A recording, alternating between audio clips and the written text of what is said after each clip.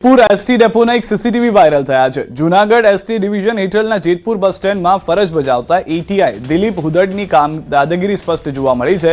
એક સામાન્ય મુસાફર સાથે ઉગ્ર બોલાચાલી બાદ અધિકારીએ કાયદો હાથમાં લઈ પહેલા તો મુસાફરને ઓફિસની બહાર માર માર્યો, ત્યારબાદ વાળ ઝાલી ઓફિસની અંદર તરફ ખેંચી લઈ જઈ ઉપરા છાપરી 4 લાફા ઝીક્યા। વિડીયો જોઈને એવું લાગે છે કે મુસાફર કરગરી રહ્યો છે કે તેને જવા દેવામાં આવે, પરંતુ એટીઆઈ દિલીપ હુદડ તો પોતાની વર્દીના નશામાં એટલા ચૂર છે કે મુસાફરને છોડવા તૈયાર જ નથી અને છેલ્લે કદાચ તેમનો ગુસ્સો શાંત થાય છે અને મુસાફરને માર મારતા બંધ થાય છે।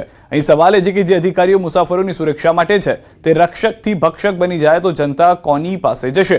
જાહેર સ્થળે બનેલી આ ઘટનાએ મુસાફરોમાં ભારે રોષ ફેલાવી દીધો છે। આ મુસાફરથી એવી તો શું ભૂલ થઈ કે અધિકારીઓએ પોતાનો પિત્તો ગુમાવ્યો હતો તે હજુ સ્પષ્ટ નથી થયું, પરંતુ આ રીતે મુસાફરને માર મારવો કેટલો યોગ્ય છે તે પણ એક મોટો સવાલ છે। લોકોને એ પણ પ્રશ્ન થઈ રહ્યો છે કે શું જૂનાગઢ ડિવિઝનના અધિકારીઓ પણ મામલે કડક કાર્યવાહી કરશે કે પછી આ ઘટનાને દબાવવાના કામે લાગી જશે? લોકોની મદદ માટે જેને રાખવામાં આવ્યા છે તે મદદ કરવાને બદલે તેને માર મારી રહ્યા છે।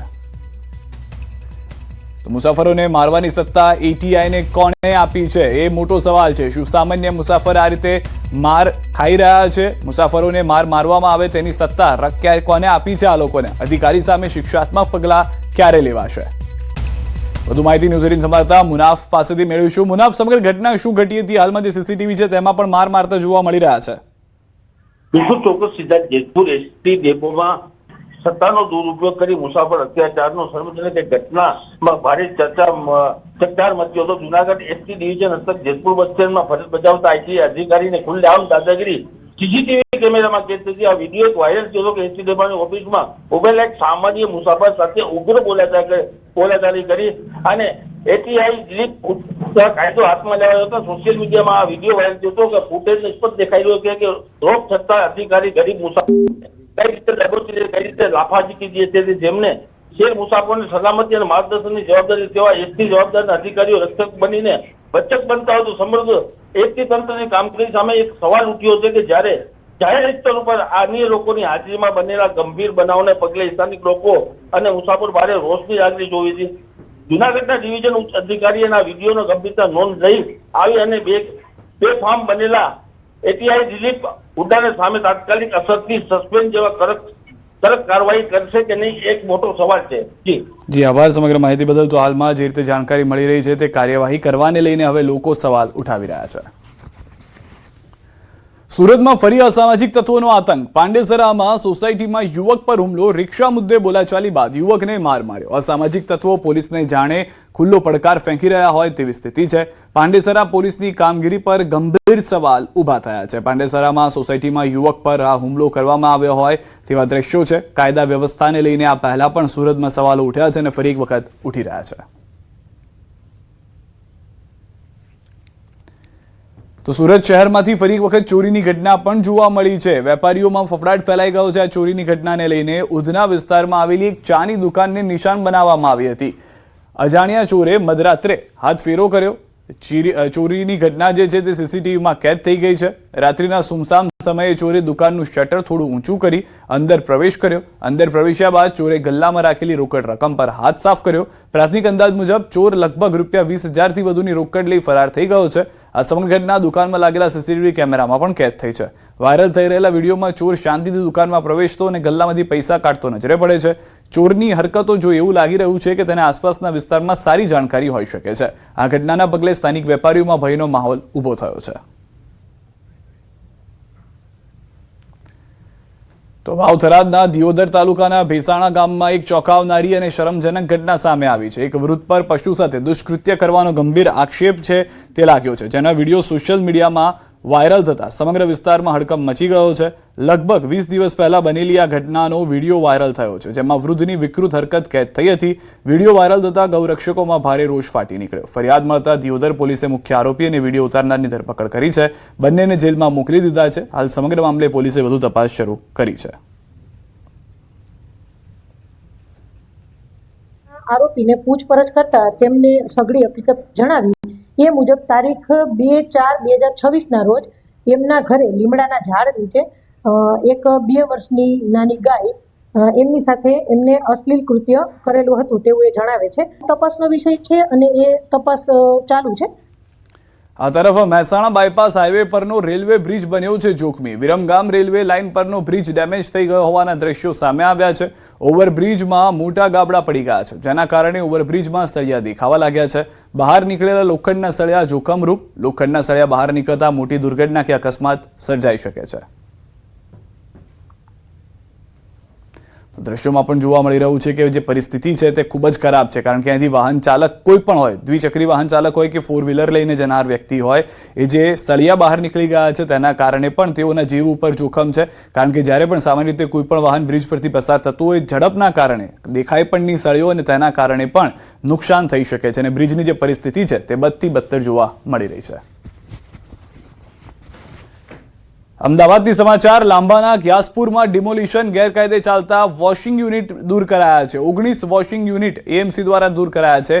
અગાઉ એએમસી દ્વારા નોટિસ આપવામાં આવી હતી. ગેરકાયદે ચાલતા વોશિંગ યુનિટોને દૂર કરી દેવામાં આવ્યા છે. 19 જેટલા વોશિંગ યુનિટ જે છે તે ગેરકાયદેસર રીતે જમીન પચાવી પાડી અને તૈયાર કરવામાં આવ્યા હતા. લાંબાના ગ્યાસપુરમાં આ ડિમોલિશનની કાર્યવાહી છે તે એએમસી તરફથી શરૂ કરવામાં આવી છે અને 19 જેટલા વોશિંગના જે સ્થળ હતા, વોશિંગ યુનિટ જે હતા તેને દૂર કરી દેવામાં આવ્યા છે. જામનગર શહેરમાં ફાયર વિભાગની કાર્યવાહી. આગના વધતા બનાવને લઈને ફાયર વિભાગ એક્શનમાં છે. હાઈવે પરની રેસ્ટોરન્ટમાં ચેક કરવામાં આવ્યું હતું. ફાયર એનઓસી વગરની રેસ્ટોરન્ટને કરાઈ છે સીલ. જામનગર બાયપાસ પર આવેલ 4 રેસ્ટોરન્ટ સીલ છે. લોકોની સેફટી માટે ફાયર વિભાગ દ્વારા કરવામાં આવી છે કાર્યવાહી.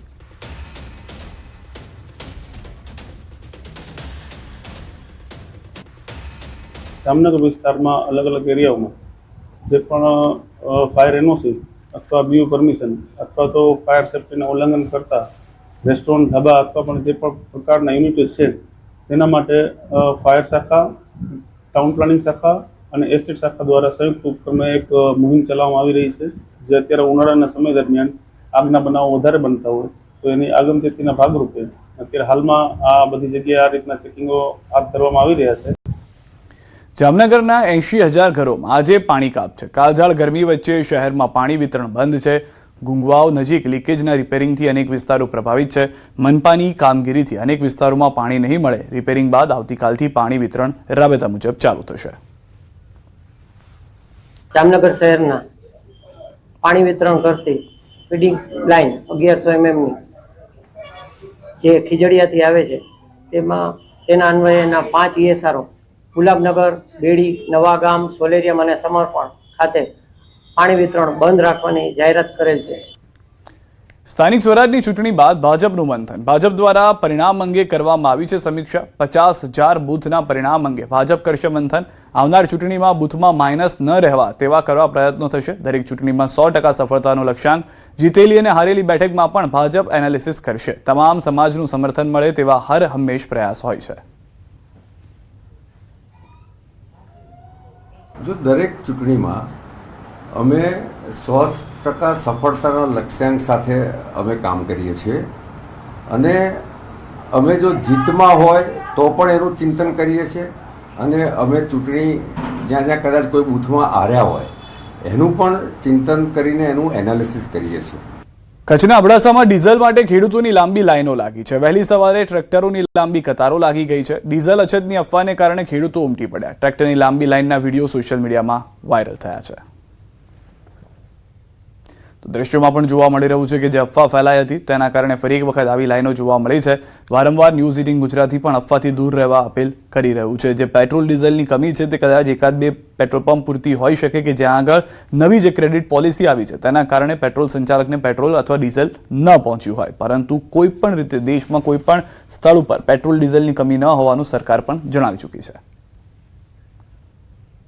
તો અફવાથી દૂર રહેવા ન્યૂઝ 18 સતત આપને અપીલ કરી રહ્યું છે. આ પહેલા પણ દાહોદથી આવા દ્રશ્યો જોવા મળ્યા હતા કે જ્યાં 3 થી 4 પેટ્રોલ પંપ હતા. 2 કે 3 પેટ્રોલ પંપ પર પેટ્રોલ ખાલી થઈ ગયું હતું તો લોકોને થયું કે પેટ્રોલની અછત ઊભી થઈ ગઈ છે અને એકમાત્ર પેટ્રોલ પંપ ઉપર લાંબી દ્વિચક્રી વાહનોની કતાર લગાવી દેવામાં આવી હતી. અત્યારના જે દ્રશ્યો છે તે કચ્છથી જ જોવા મળી રહ્યા છે કે જ્યાં આગળ ટ્રેક્ટરની કતાર લાગી ગઈ છે. તમામ લોકોને ગામમાં જાણ થઈ કે પેટ્રોલ જે છે તે ખૂટી પડ્યું છે, ડીઝલનો જથ્થો જે છે તે નથી આપણી પાસે, જેના કારણે લોકો લાઇનમાં ઊભા રહી અને પેટ્રોલ ડીઝલ ભરાવતા નજરે પડી રહ્યા છે. અઢળક ટ્રેક્ટરોની સંખ્યા આપ જુઓ કે કેટલા લાંબા લાઇનના ઊભા છે, લાંબા સમયથી લાઇનમાં ઊભા છે તેઓ, અને લાંબી લાઇન પણ જોવા મળી રહી છે. વધુ માહિતી ન્યૂઝ 18 સંવાદદાતા મેહુલ પાસેથી મેળવીશું. મેહુલ, એવું તો શું થઈ ગયું કે એક સાથે એટલી બધી ટ્રેક્ટરોની લાઇન લાગી ગઈ? જે સીધા ચોક્કસથી વાત કરવામાં આવે તો થોડાક 2-4 દિવસોથી કચ્છમાં છે તે ડીઝલની અછત છે તે સર્જાય છે. તેને લઈને આજે પણ અબડાસા વિસ્તારના જે કોઠારા છે ત્યાં પાસે ખેડૂતોની છે તે લાંબી લાઈનો જોવા મળી હતી. ટ્રેક્ટર સાથે છે તે ખેડૂતો લાંબી લાઈનમાં ઊભા જોવા મળ્યા હતા. અબડાસા વિસ્તારમાં ડીઝલની અછત હોવાનું પણ સ્થાનિકોએ જણાવ્યું હતું, એટલે કલાકો સુધી છે તે ખેડૂતો લાઈનમાં ઊભા છે તે જોવા મળ્યા હતા અને આ વિડીયો છે તે વાયરલ થયો હતો. જી આભાર સમગ્ર માહિતી બદલ. તો હાલમાં જે જાણકારી મળી રહી છે તે પ્રમાણે અફવાથી દૂર રહેવા પણ ન્યૂઝ